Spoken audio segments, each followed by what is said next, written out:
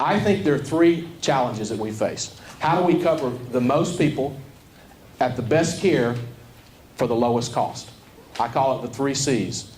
Cost, care, and coverage. Now, the problem is that the Washington approach is the same approach that Massachusetts used and the same approach that the TennCare program used, is that they only focus on coverage, getting as many people covered at one time.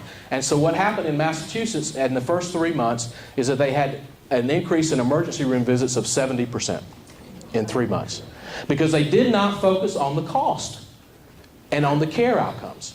And what I'm simply saying, and what I say all over the country, is if you don't do all three of those things in tandem, what you end up with is a system out of whack. And HR 3200 is a system out of whack that focuses on getting 47 million people covered without focusing on the cost and ultimately, how we use the outcomes to lower the cost.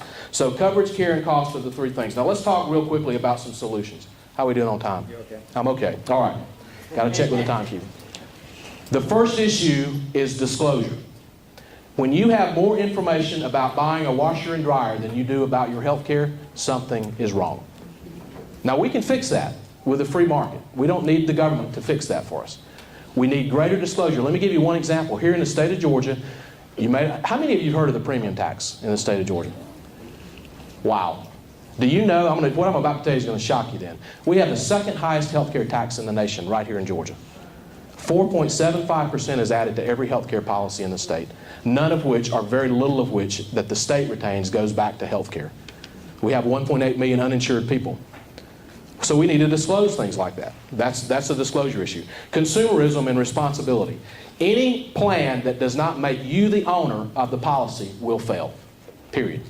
We have got to take individual responsibility for our health care. I believe, too, that every dollar that is spent on health care from the first dollar should be deductible. If you're self-employed, every dollar you spend on health care should be deductible, period. That would solve a lot of the problems. Access and competition. When anybody tells you that the free market has failed in health care, they are flat wrong. I will tell you that we don't have a free market in health care now. The government is managing already 50% of the claims. What we need to do is to have a free market. We need to allow the free market to work.